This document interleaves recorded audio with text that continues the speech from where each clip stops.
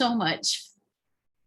Thank you so much for coming out tonight and sharing your time and your wisdom with us. Well, and I'm just honored to be here. It's really interesting. I'm looking at faces and it's like I have seen your faces somewhere before. It's very interesting. So thank you so much, Anna and Mary, for inviting me. I love the opportunity to share the work that I do. And how your inner world rules your outer world. And do you ever wonder why your life looks the way it does? I'm sure all of you have asked that somewhere along the line. I know I did. And before I really came into this work that I do, I used to feel like life was really random, more like it was happening to me, and I didn't have a say in a lot of what was going on. So many of my clients are women who've sacrificed their health for their business. And the interesting part of that is that they don't even realize that they're doing that because they get so busy in their lives. Who here are really great multitaskers? It's not a good thing. I'm a recovering multitasker, and what it does at a cellular level in your body, and how it triggers other situations in our lives. Well, you have more of a say in your life than you realize, and when I work with clients, it's to help them build their business. So we spend a fair bit of time on how they show up, how they present translates to whether they're attracting or repelling their ideal clients. And so this is actually all about balance or imbalances and connected to how they feel about what's happened to them in their lives. So I'm Laura Lee Lyon. I'm creator of Mind Your Business. I've spent out of the last 30 years or so as an entrepreneur, the last decade researching and teaching body-mind communication as a psychosomatic therapist. The work led me to a yoga practice and to become a yoga teacher, not for the purpose of teaching, but to continue my practice, to take it to another level. I'm also a Yamuna body rolling teacher, which is all about body-mind connection, using a system that comes from a very deep therapy. So your face says a lot about you. It sets the tone for how you walk through your everyday life, and it shows how you've intellectualized what's happened to you and sends messages through your nonverbal communication. And your nonverbal communication teaches others how to treat you. So that's how you often get the opposite of what you want. So nonverbal communication, it's deeply connected to what's going on in your inner world. So at a cellular level, your body retains the history of your emotional life. So that which you've experienced where there's a lot of emotion to, and happy or traumatic, at a cellular level, your body holds it. And so I'm trained to read that through a process that brings together ancient wisdom, ancient science, natural health sciences, and is backed up by modern science and quantum physics. So, for example, putting on a smile, especially when you don't feel like it doesn't change anything. You have to be able to feel the emotions of the results that you want to experience. So when something has happened where you've experienced, I like to use the example of getting punched in the arm. The first time you get punched in the arm, it might, you might bounce back pretty fast. But what if you got punched every day? Eventually that leads to more of a dense muscle composition in the body, pain, and so on. So that's what happens on your face and the rest of your body. So there's ways of understanding it, but most of us don't realize it. So that face that you make, that mom says, don't make that face, you'll stay that way. That's actually what happens to us in life. And I often talk about the shaving or the lipstick face. You know, when you're getting ready for the day and you're making all of those expressions in the mirror, and then that's not the face that everybody else sees. Because as soon as you walk away from the mirror, you go into what I call the driving to work phase, because that's when we go into processing all of the stuff that we're supposed to do. Did we complete this? Are we ready for the day? Do we have to deal with this person, that person, or dealing with public transit or the traffic and all of that? Who's happy that we were just talking about, when did we have time to drive to work? Aren't you so happy that, you know, and maybe it's not a really great thing, but there are gifts that are coming from this last year that we've experienced, right? So, um, so when I talk about the face, it's the way I've been trained is through actually through different spiritual teachings.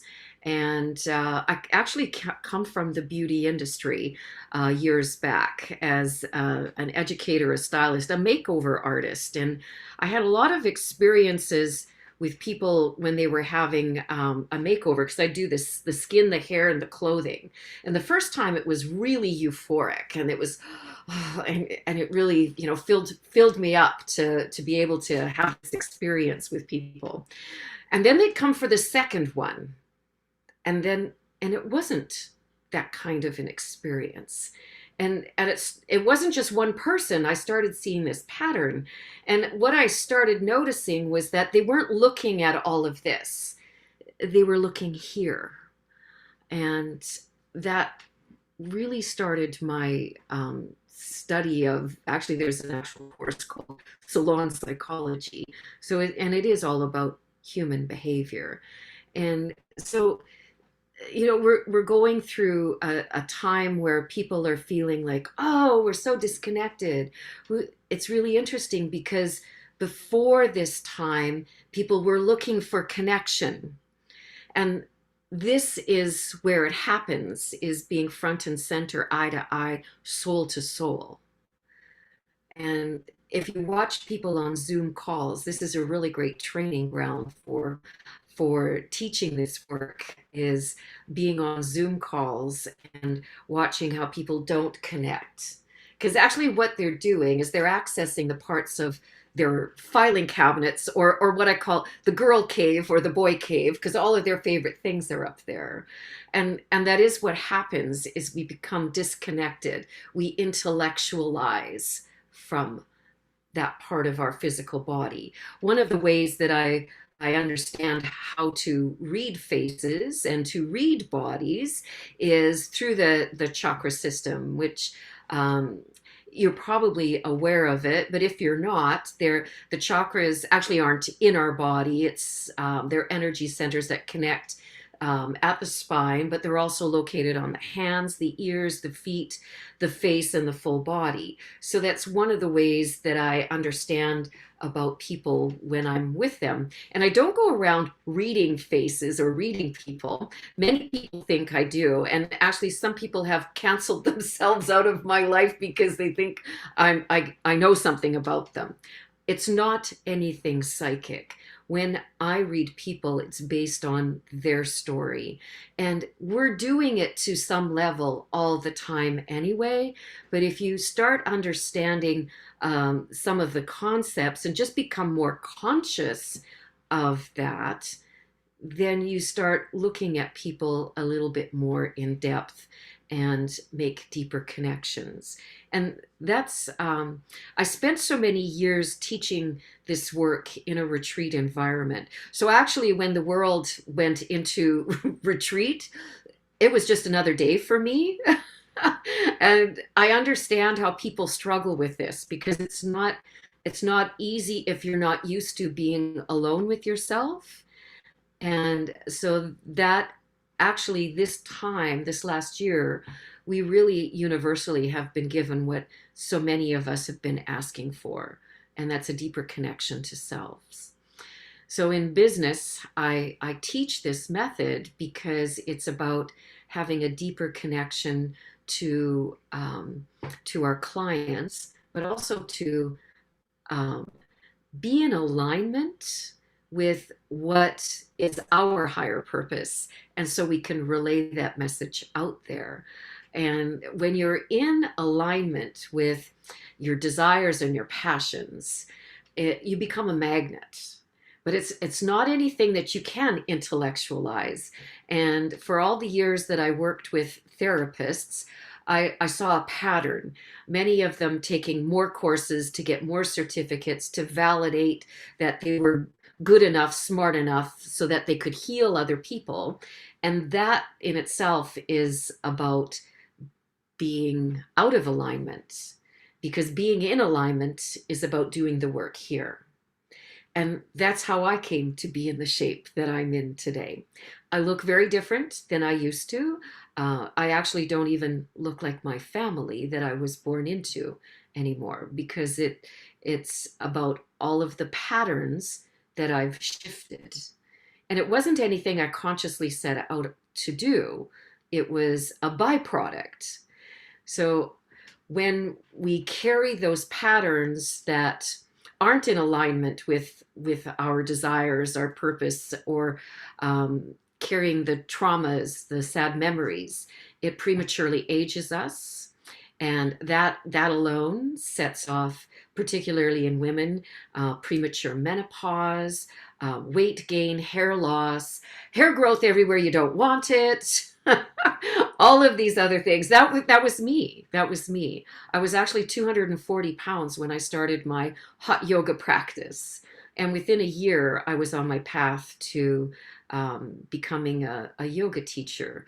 And the yoga practice wasn't about losing weight. And in fact, people would say, "Oh, you've lost so much weight." And I would correct them and say, "Actually, I've worked through issues. I've let go of a lot of emotional crap that I used to carry around with me." And we carry that emotional baggage right through here. And that's part of what prematurely ages us.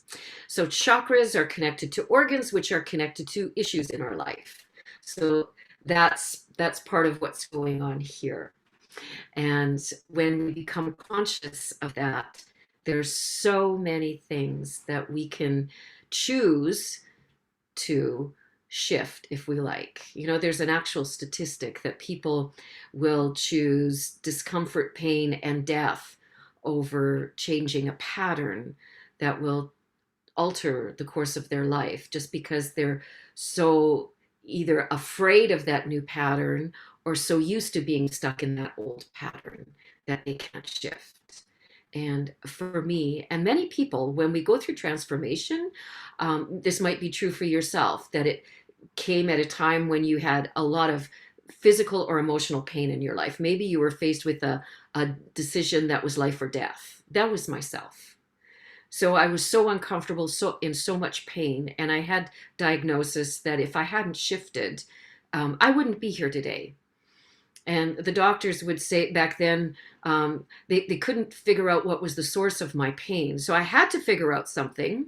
And then afterwards, it was, well, sometimes these things just go away. So this body has experienced many surgeries, searching for things that were wrong. And today I live with quite a different mindset. I have become a great problem solver. And that's what I believe is one of the ways that we can shift in our lives, instead of blaming, feeling like a victim, and so on. And I speak that with the greatest amount of respect. I'm speaking about myself. I didn't realize that I had become such a victim in my life. And so to step into my power, my own personal power, was actually scary, because I was afraid of how strong I was. And all of those things that were my strengths seemed to turn people off or scare them away. And so maybe that's you. So all I say is just don't believe anything that I say. Test it for yourself. Go forward in life like it's an experiment. see what happens, and don't believe what others say. This is truly a choice.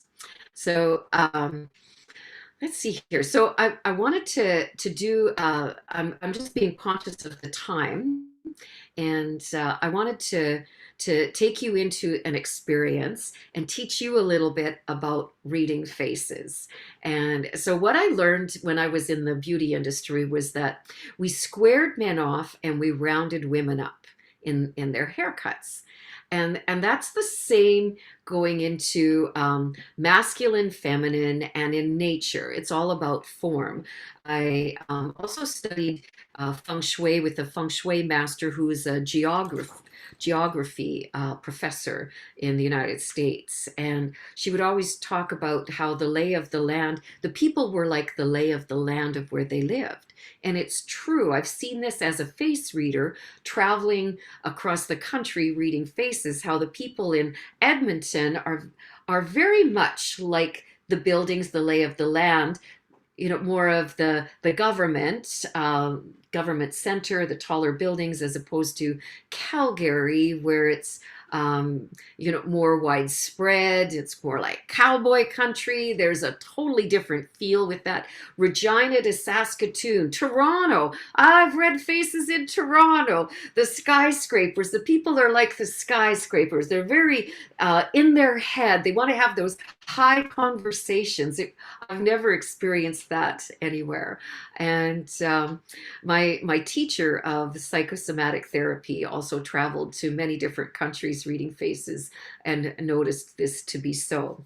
So what I want to share with you is that you, inside of you, in your form, you have masculine and feminine. And truly, it's how I come to see the world.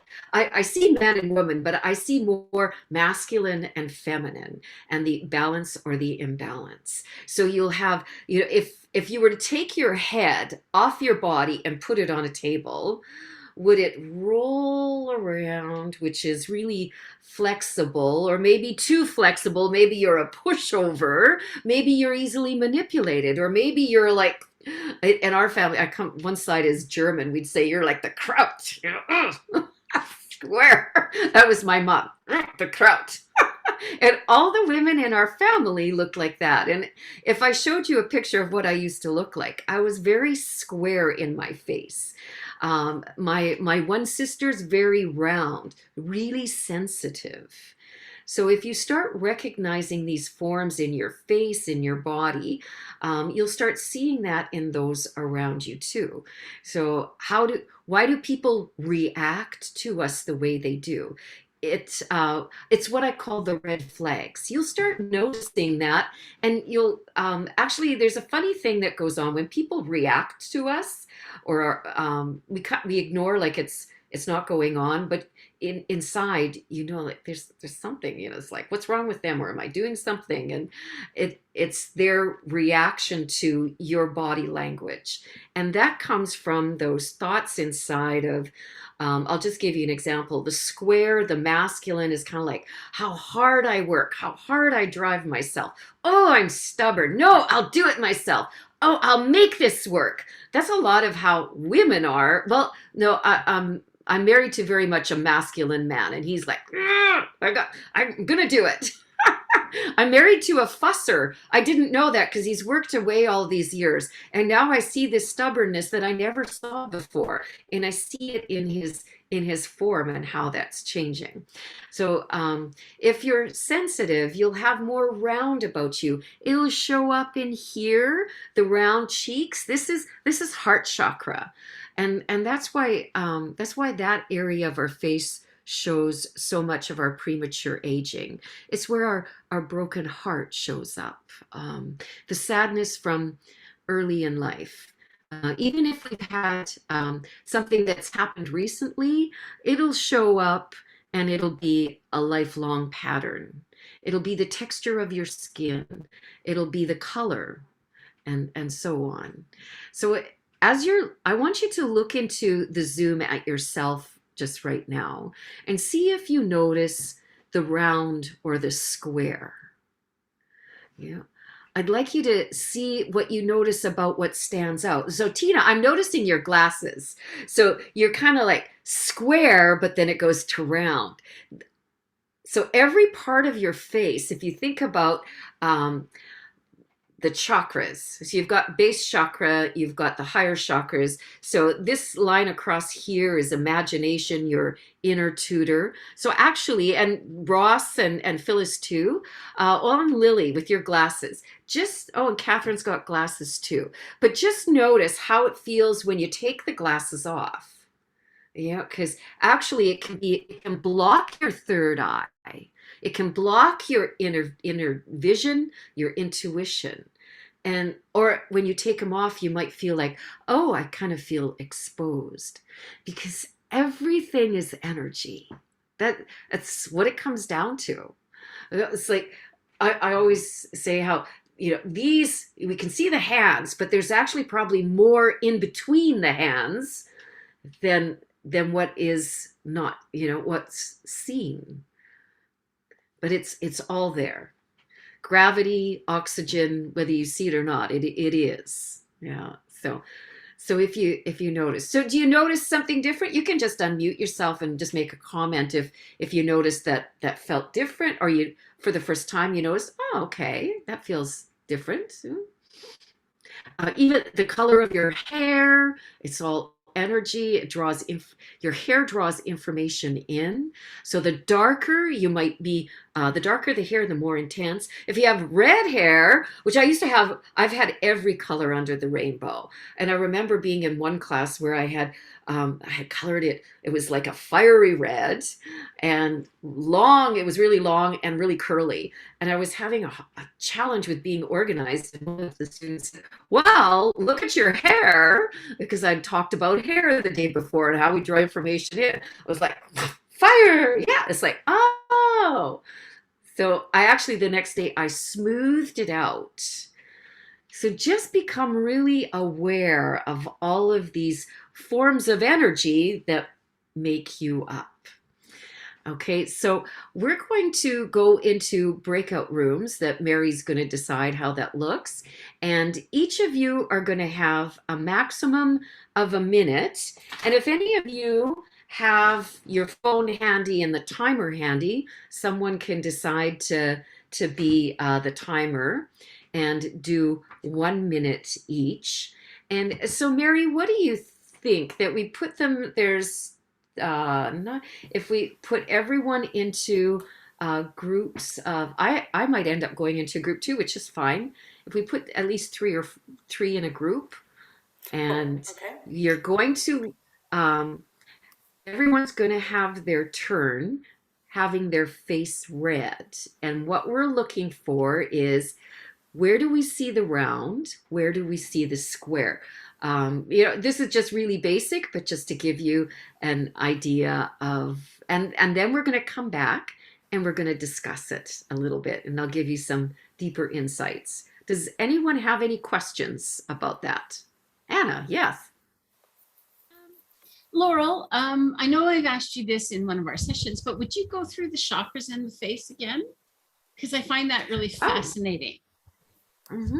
Yeah, for sure. So root chakra and sacral. So root is how you feel supported, your base chakra. So it'll go across here.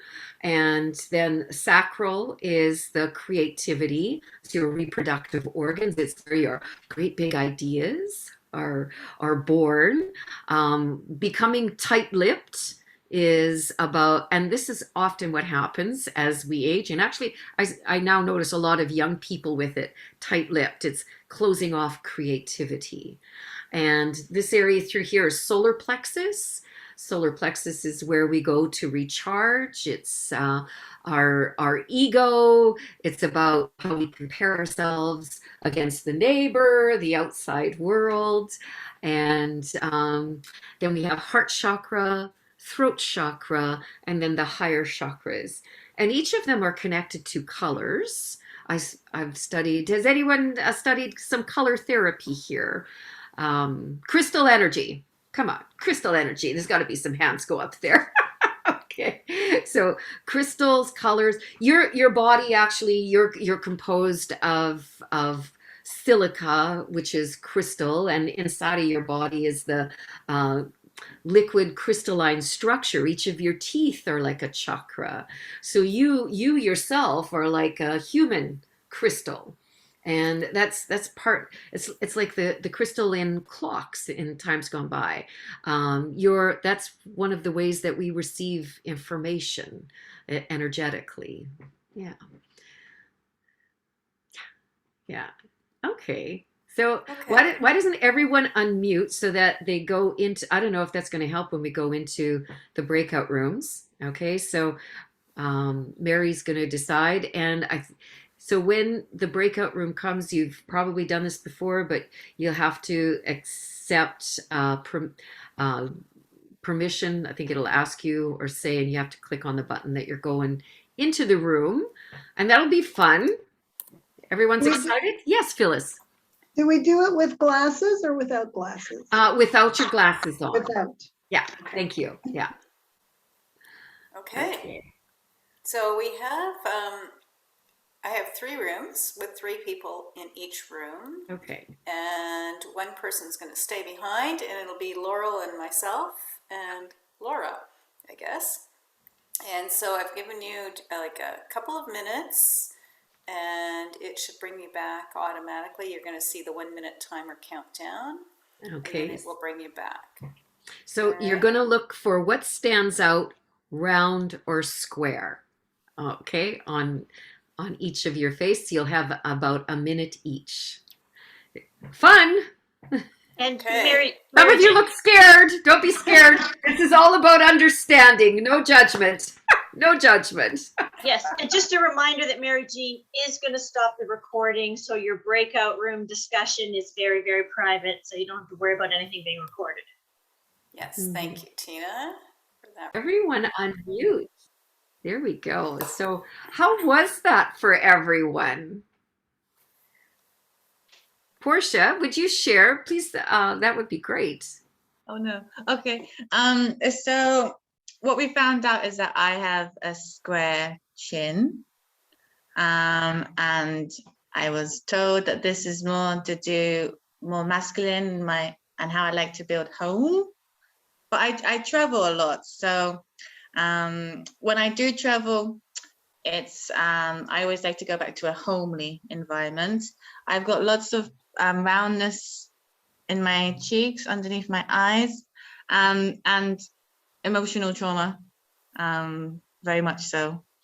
And then I don't know what we said about my forehead, but basically I think all 3 of us in my group, we had elements was both masculine and both feminine. Yes, yes, that is exactly how I see the world. So when I look at you, I'm just because the lighting's a little bit off, I'm just trying to see that chin of yours. Let's see here if I can do speaker view. Let's see. Okay, can I make? Would you just speak and then it'll bring you up on my screen? Hello, hello, hello. No, it didn't. I don't have the controls. Okay. So do you have a little bit of a cleft or a dimple?